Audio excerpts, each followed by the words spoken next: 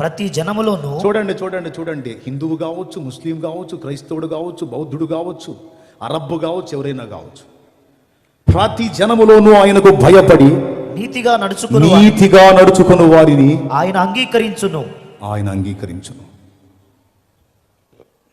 లేరా వేరే మతాలలో నీతిమంతులు? లేరా వేరే మతాలలో సత్యాన్వేషకులు? వేద ఋషులు క్రీస్తు పూర్వం 2000 ఏండ్ల నాడు, అంటే దాదాపు 4000 సంవత్సరాల క్రితం ఆ మహానుభావులు చెట్ల కింద పుట్టల మొలిచిందాక తపస్సులు చేసి ప్రత్యక్షతలు పొందుకొని ఆ మహానుభావుని గూర్చిన కొన్ని నిరూపణలు, కొన్ని పోలికలు, అప్పటికి యేసు నామం బయలుపరచబడలేదు గనుక ఆ యేసును గూర్చిన కొన్ని పోలికలు ఇందులో ఉన్నాయని చూపిస్తున్నారు. వారికి ఎవరు చెప్పారు ఈ సంగతి?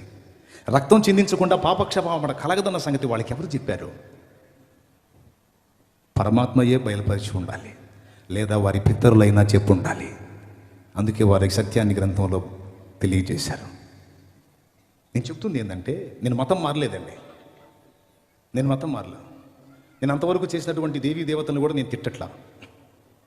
వాళ్ళు ఎవరో తెలుసుకున్న వాళ్ళు 33,33,33,333 మంది దేవతలు.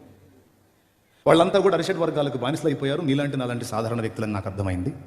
వీళ్ళందరూ కలిసి ఎవరిని అర్చిస్తున్నారో, ఎవరిని ఆరాధిస్తున్నారో ఆ అగ్నిని ఇప్పుడు నేను పట్టుకున్నాను. ఇది వాస్తవం.